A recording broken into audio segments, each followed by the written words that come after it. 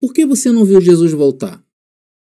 A resposta é simples, porque ele já voltou. Apocalipse capítulo 19, versículo 1 ao 6 diz: Depois disso, ouvi no céu algo semelhante à voz de uma grande multidão que exclamava: Aleluia! A salvação, a glória e o poder pertencem ao nosso Deus. Pois verdadeiros e justos são os seus juízos. Ele condenou a grande prostituta que corrompia a terra com a sua prostituição. Ele cobrou dela o sangue dos seus servos. E mais uma vez a multidão exclamou: Aleluia! A fumaça que dela vem sobe para todo sempre. Os 24 anciões e os 4 seres viventes prostraram-se e adoraram a Deus, que estava sentado no trono, e exclamaram: Amém! Aleluia! Então veio do trono uma voz conclamando: Louvem o nosso Deus, todos vocês, seus servos, vocês que o temem, tanto pequenos como grandes. Então ouvi algo semelhante ao som de uma grande multidão, como o estrondo de muitas águas e fortes trovões que bradava: Aleluia! Pois reina o Senhor, o nosso Deus, o Todo-Poderoso. Olá, abençoados! Graça e paz! Bem-vindos ao canal da Graça Pura. Me chamo André Pimentel. Como é que vocês têm passado? Reinando em vida? Tem que reinar em vida com tanto conhecimento, né, queridos? Porque não podemos deixar escapar, afinal, estamos no reino de Deus. E detalhe, sabemos que estamos no reino de Deus. Eu quero pedir a você que ainda não se inscreveu em nosso canal, abençoado querido, não faça isso, se inscreva em nosso canal agora mesmo. Bom, então vamos ao tema de hoje? Queridos, o tema de hoje promete, hein? Vamos falar sobre a vinda de Jesus, né? Por que muita gente não viu, né, a vinda de Jesus? Principalmente para você que fica dizendo que Jesus um dia vai voltar, né? Para buscar a sua igreja, que virá nas nuvens com poder e grande glória. E que você espera ver isso acontecer. Você espera ver com seus olhos. Então eu sinto muito lhe informar, mas pode ficar esperando sentado, tá legal? Que você nunca verá ele voltar. Aliás, ninguém o verá, não é verdade? Primeiro é porque ele já veio. E segundo, ele mesmo disse que ninguém, se referindo às pessoas deste mundo, jamais o veria. E o Jesus da Bíblia disse que a sua vinda não seria em um futuro, nem muito distante daqueles dias de sua vida como homem, e muito menos que seria em um futuro incerto e muito menos indeterminado, como hoje prega o sistema religioso, né? O cristianismo tradicional. Então hoje você vai ver por que você nunca vai ver Jesus voltar. É por isso que eu falo, vem para a graça que eu te explico. Agora é a hora da palavra. Então, meus queridos irmãos, a primeira ação que eu quero fazer com você nessa mensagem, né? Porque todas as mensagens em graça, você é obrigado a fazer uma ação, e hoje não é diferente. Eu quero te estimular você a pensar. Por que você pensa que você tem que ver Jesus voltar? Por que você pensa assim? Aí você pode me dizer, André, é porque o pastor falou outro dia, é porque o professor da escola dominical falou, ou então eu aprendi isso na catequese com a irmã, ou então mesmo você foi lá, leu na Bíblia e viu lá escrito. Então, se você somente ouviu falar, mas nunca viu na Bíblia, está na hora de você mesmo começar a buscar por você mesmo isso na palavra, né, abençoado? Não vai ficar dependendo de ninguém. Agora, se você leu isto em algum lugar na Bíblia, eu quero que você saiba de uma coisa. A Bíblia foi escrita em uma língua que não é nossa, dentro de uma cultura que também não é a nossa. Às vezes tem palavras em português que não quer dizer a mesma coisa do que em grego, porque em grego foi escrito o Novo Testamento e em hebraico foi escrito o Antigo Testamento. Então você pode de repente ver uma palavra em português lá no Antigo Testamento que quer dizer uma coisa em português hoje, mas naqueles dias o significado era diferente. Então eu posso lhe afirmar que o grego e o hebraico, mais ainda, né, que é uma língua muito mais antiga, é muito mais rica do que o português. É por isso que na maioria das vezes Só ler o texto não nos traz o verdadeiro entendimento do que o texto quer dizer realmente. Daí advém o nosso maior combate. Porque nós estamos vendo isso acontecer nos dias atuais. Estamos vendo gente dizendo que está escrito, e até está escrito, você vai lá ver, está escrito realmente, mas o que está escrito não quer dizer aquilo que está escrito. Você entendeu, abençoado?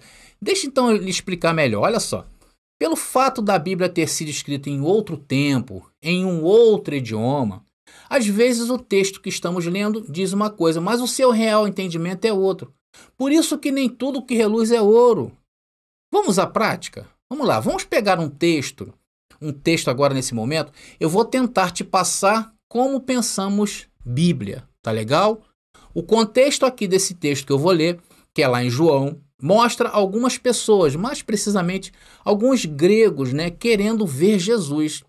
E os discípulos se puseram como interlocutores. Então eles disseram, vai e diz lá a Jesus que nós queremos vê-lo. E os discípulos vão lá então falar com Jesus. Esse trecho da palavra se encontra em João, capítulo 12, versículo 20 ao 24. Vamos ler aí, abençoado. Alguns gregos que tinham vindo a Jerusalém para adorar durante a festa da Páscoa, procuraram Filipe, que era de Betsaida, da Galiléia. Eles disseram, por favor, gostaríamos de ver Jesus. Filipe falou a esse respeito com André e os dois foram juntos falar com Jesus. Jesus respondeu, chegou a hora de o Filho do Homem ser glorificado. Eu lhes digo a verdade, se o grão de trigo não for plantado na terra e não morrer, ficará só. Sua morte, porém, produzirá muitos novos grãos. Então aí está o texto, queridos. E esse texto fala da vinda de Jesus. Jesus está chegando o momento dele ser crucificado. Se você lê ele sem um entendimento adequado, você não vai entender. Jesus está dizendo aí nessa passagem que aqueles que o seguiam estariam com ele, porque era chegada a sua hora. Agora preste atenção nisto aqui. Deixa eu te fazer uma pergunta. Ver Jesus é mais importante do que estar com ele? Eu quero que você pare e reflita nesse momento. Será que para você aí, ver Jesus é mais importante do que estar com ele? Claro que não. Eu creio que estar com Jesus é muito mais precioso do que ver ele. Porque não precisamos ver para crer. Olha, e só alcança esse tipo de entendimento a quem Deus deu o dom da fé. Porque nós não duvidamos. Nós cremos. É isso que Jesus estava falando nessa passagem. Porque naquele momento os gregos queriam ver Jesus, sendo que não foi possível. Agora eu te faço mais uma pergunta para mexer com você, que talvez não acredite na vinda consumada de Jesus. Porque nós aqui pregamos a vinda consumada de Jesus no ano 70 depois de Cristo, quando o exército romano invadiu Jerusalém e pôs abaixo o templo lá de adoração a Deus. Os que hoje estão em Cristo, é preciso vê-lo para dizer que estão em Cristo? Para você, faça essa reflexão. É preciso ver Jesus para dizer que você está em Cristo? Bom, eu acredito que quem está em Cristo não precisa vê-lo. E aí entrou o quê? Os ensinos errados do cristianismo tradicional. Hoje, essas igrejas que ensinam isto estão no espírito errado, estão no espírito do erro e do engano. Sabe por quê? Porque lá, no sistema religioso, não é por fé, é por obras. Por isso que querem ver Jesus vir nas nuvens. E a Bíblia não fala desta maneira.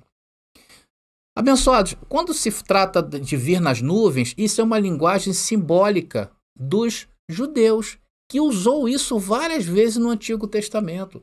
Você sabia disso? Vamos a mais um texto? Vamos lá, vamos agora em Pedro, primeira carta de Pedro, capítulo 1, do versículo 7 ao versículo 9, e vamos ler.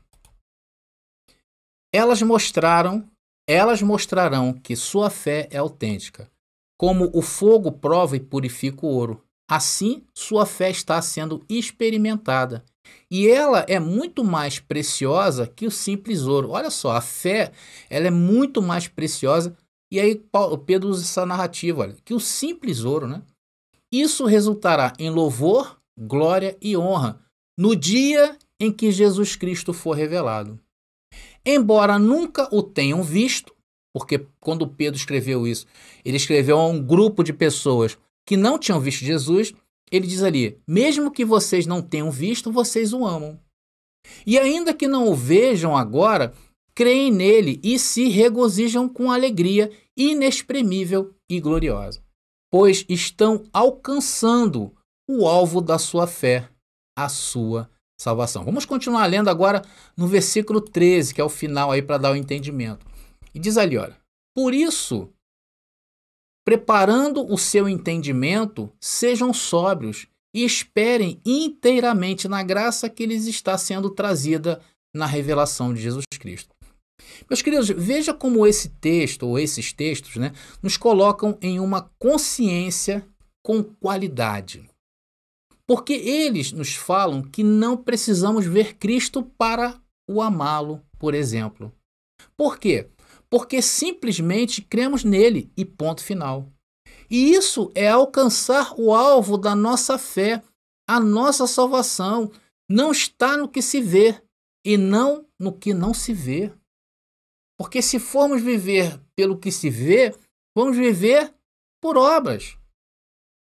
Porque hoje a igreja que está na terra, a igreja tradicional, o cristianismo tradicional, o sistema religioso, subverteu o ensino de Jesus. Primeiro eles aplicam a carne, depois em espírito.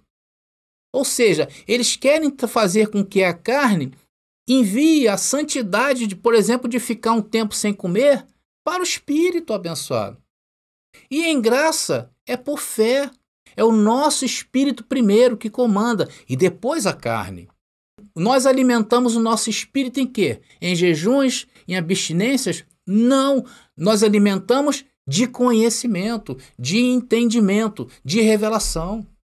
Vocês estão entendendo? E olha, não precisamos provar nada para ninguém. E não precisamos ver. Não precisamos sentir. Nós sabemos que está conosco e ponto final. Meus queridos, vocês estão conseguindo captar essa mensagem? Vocês estão entendendo o que eu quero dizer aqui para vocês?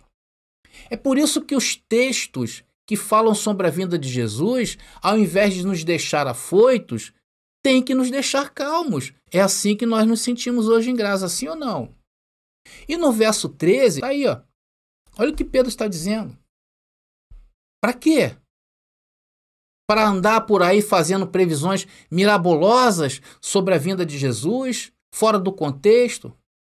Para andarmos por aí contando os dias, noites?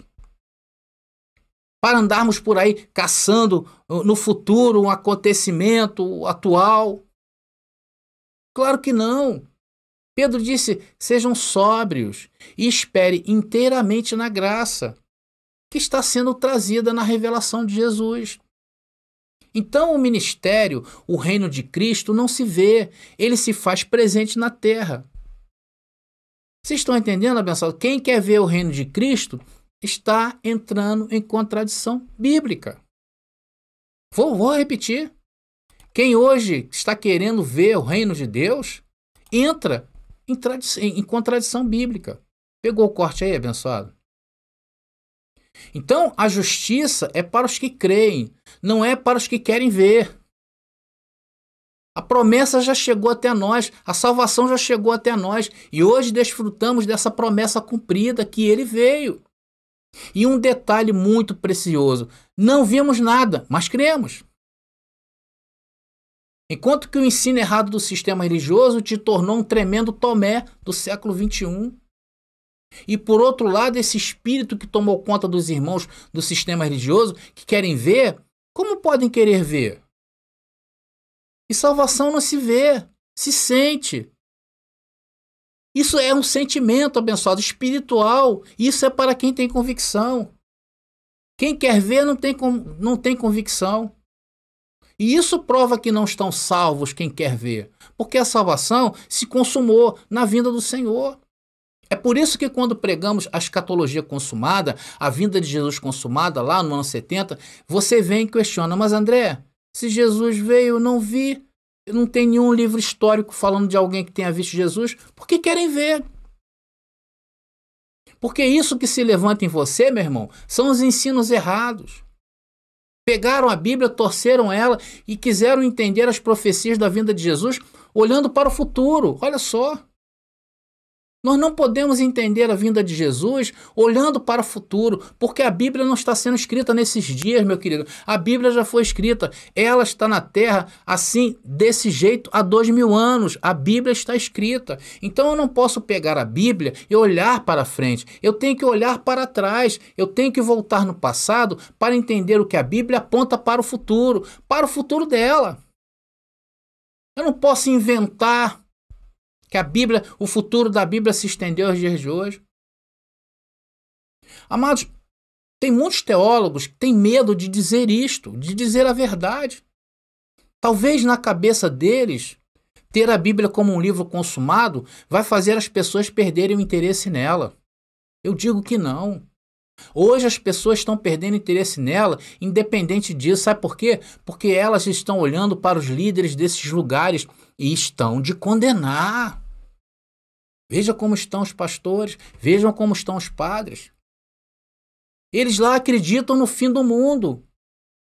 Eles são futuristas. Mas o que eles estão fazendo hoje? Eles querem ir para a política. Muitos candidatos, já viu aí? Ah, não, porque é para ajudar a melhorar a saúde. Ah, não, é para ajudar a melhorar a educação. É para mudar a qualidade de vida, melhorar a qualidade, dar mais qualidade de vida a vocês para viverem. É aumentar o salário mínimo. Como assim? Eles estão indo contra aquilo que eles mesmos pregam. Eles não pregam o fim do mundo? E o que fazem querendo dar um jeitinho no mundo? Ou seja, são destruidores do que eles mesmos sustentam. Agora, se mostrarmos a verdade sobre a vinda de Jesus, aí sim o mundo será diferente. Eu creio nisso. Amados, você crê como eu creio? Deixe então registrado aí nos comentários ou mesmo aqui no chat.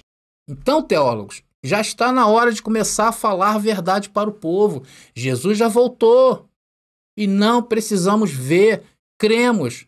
E cremos por quê? Porque o André falou? Não, cremos no que está escrito. Eu vou mostrar um outro versículo para vocês que contradiz, né, a vinda de Jesus em um corpo físico, no mundo visível. Lá em João, ele fala algo impressionante. João, capítulo 14, versículo 19, que diz o texto: Em breve, o mundo não me verá mais, mas vocês me verão.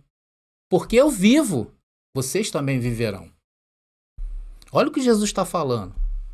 Se você não colocar fé nisso aí, abençoado, nesse versículo aí, você não vai alcançar.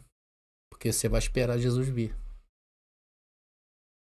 Olha o que Jesus está falando. O mundo não me verá mais.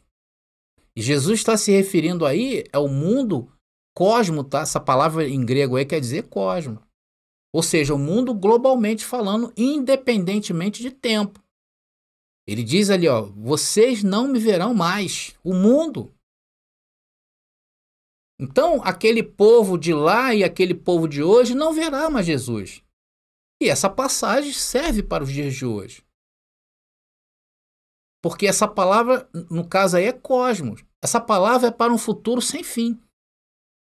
Essa palavra é a mesma usada em Eclesiastes, capítulo 1, versículo 4, só que lá está se tratando do hebraico. Quando ele fala que pessoas vêm, pessoas vão, né? Geração vem, geração vão, e o mundo permanecerá para sempre. Promessas cumpridas desde o dia em que ela foi proferida, e não irá mudar. E Jesus também aí nesse texto usa a palavra mundo.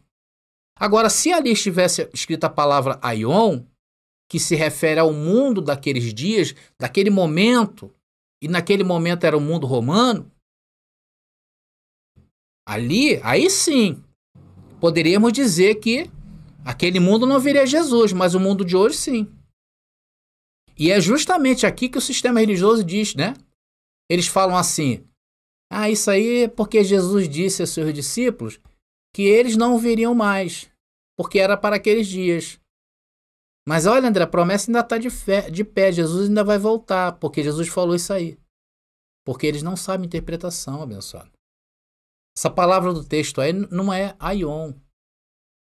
É por essas e outras que dizemos que nem tudo que está escrito na Bíblia está daquela maneira como está escrito. Parece loucura, né? Mas não é. Quem entende Bíblia sabe disso. Por quê? Porque ela foi escrita em outra língua, simplesmente por causa disso. E essa passagem, queridos, é uma espinha na garganta daqueles que querem ver Jesus vindo de forma corpórea. Jesus disse que o mundo não viria mais. Não podemos chamar Jesus de mentiroso e dizer, ele vai vir sim em um corpo para todo olho ver. Nós não podemos fazer isso. É melhor aceitarmos que o sistema religioso deu uma escorregada do que chamar Jesus de mentiroso nessa questão da vinda dele, né? Meus queridos, eu sei que pode parecer uma justiça humana querer ver Jesus vindo nas nuvens, né? Aquele Jesus ao qual o mundo o crucificou e o matou, aquele que o mundo desprezou. Só que dentro da Bíblia não encontramos isto. Não podemos entender as questões bíblicas em algo visível. Não podemos crer em Deus fora da Bíblia, porque só provamos Deus através da sua palavra, queridos. Como você vai provar a existência de Deus com a Bíblia fechada? Não tem como se provar Deus de Bíblia fechada. Se prova Deus pela Bíblia e através da fé, e não através de obras. Hello! Mais um corte aí para vocês. Ó. Tá entendendo, abençoado? Porque se for por obras, cai no erro do sistema religioso. O espírito de Tomé está lá. É por fé. E a fé começa o quê? Pela análise dos textos bíblicos. Amados, vocês já perceberam? Quem visita esse canal, não está sempre conosco, aqui nós sempre usamos a expressão olhos iluminados, mente de Cristo ativada, as escamas dos olhos caíram, não é verdade? Fomos revelados a essa palavra. Olha, quando nós falamos isto, não estamos falando nada místico, tá legal? Ninguém entrou em um quarto escuro e teve um encontro transcendental com Cristo, sentimos arrepio. Não, não foi isso. Tivemos um encontro com ele aonde? Na palavra. E por que temos convicção disto que falamos? Não é porque vocês estão me ouvindo, com certeza não é. Não é porque o Geraldo de Moraes é uma pessoa demais, eu gosto muito dele, é uma pessoa muito inteligente. Não é porque o Elson de Jesus é um cara seguro no que ele fala. Não é porque o irmão Elivelto, que é um baita professor de escatologia consumada, nos diz o que ele diz. Não é isso. A nossa maior segurança e gozo está no que está escrito. E Deus nos deu a sua fé para acreditar em tudo isso sem ver. Por quê? Porque está escrito. Simplesmente por causa disso. Agora preste atenção no que eu vou falar. Se você pudesse hoje tocar em Jesus de forma literal e corpórea, não faria de ti um cristão melhor. Não faria. O que te faz um cristão melhor é crer sem ver. Quer que eu repita? Você não seria um cristão melhor por tocar em Jesus, por ver Jesus. Você é um cristão melhor porque você crê sem ver. Agora, isso que pregamos não é nada da cabeça de ninguém. Está tudo escrito na palavra. E isso que pregamos não é uma fé cega, não. Porque o próprio Senhor se encontra na sua palavra. O próprio Cristo se curva à sua palavra. É assim que Deus quis se fazer conhecido perante os homens. É por isso que eu estou submetido à palavra. Eu não estou submetido a visões. Ainda que meus olhos vejam um disco voador hoje descendo da terra, os meus olhos não estão neste mundo, os meus olhos estão fixos na palavra, porque eu sei que está escrito, onde está escrito, eu entendo de contexto, eu entendo de original e me grudo nela. E ela é a minha segurança. Por quê? É porque está escrito. É igual a Constituição brasileira. No que se baseia o nosso direito? Na Constituição brasileira. Ela tem que ser o norte. Ela é maior do que tudo. Amados, hoje o mundo quer ver Jesus vindo nas nuvens. Vai ficar esperando, geração incrédula, idólatra, porque precisam ver para crer. Por isso que lá está cheio de santo, né? Na igreja católica estão os santos. E na igreja evangélica protestante estão lá os irmãos, que uns são melhores que os outros, baluartes, né? Porque eles precisam ver para crer. Bom, abençoados, eu estou encerrando mais uma mensagem. Eu acho que é uma mensagem muito clara, sobre fé e vinda de Cristo. Agora o que você vai fazer com essa informação é um problema todo seu. Mas antes de terminar, eu gostaria de estar lendo, nem passei, né? Eu nem escrevi. E se encontra lá em Romanos capítulo 14, versículo 17. Diz ali, olha: pois o reino de Deus não é comida nem bebida, mas justiça, paz e alegria no Espírito Santo. Aonde você vai encontrar isso neste mundo? Vendo? Indo para o mato, ficando sozinho? Está aqui, ó, na nossa mente. Em Cristo. Através da fé. Então, abençoados, eu vou ficando por aqui. Graça e paz aí. E até a próxima mensagem. Por que eu devo conhecer a escatologia consumada? Primeiro, porque a escatologia consumada é uma das principais visões interpretativas do Apocalipse, e estudar essa abordagem pode ajudar a ter uma compreensão mais abrangente e aprofundada do livro. Segundo, muitos materiais sobre o Apocalipse se concentram em visões mais populares, como o futurismo, tornando mais difícil encontrar informações sobre a escatologia verdadeira. Ter uma apostila específica sobre esse tema preenche essa lacuna. Terceiro, estudar a escatologia consumada ajuda a entender melhor como as profecias do Antigo Testamento se cumpriram em Jesus Cristo e na história da Igreja primitiva. Quarto, a escatologia consumada enfatiza a soberania e o senhorio de Cristo, o que pode ajudar a fortalecer a fé e a confiança em Deus diante das incertezas e dificuldades do mundo atual. Se você é um estudioso da Bíblia ou simplesmente tem interesse no Apocalipse, a aquisição de uma apostila sobre a escatologia consumada oferece uma nova perspectiva sobre um livro que é frequentemente mal interpretado ou mal compreendido. Além disso, ajuda a enriquecer sua compreensão teológica e bíblica em geral. Você acabou de ouvir sobre 5 motivos para estudar a escatologia consumada. Se você deseja se aprimorar em diversos temas, temos várias apostilas disponíveis. Consulte hoje mesmo e adquira já a sua.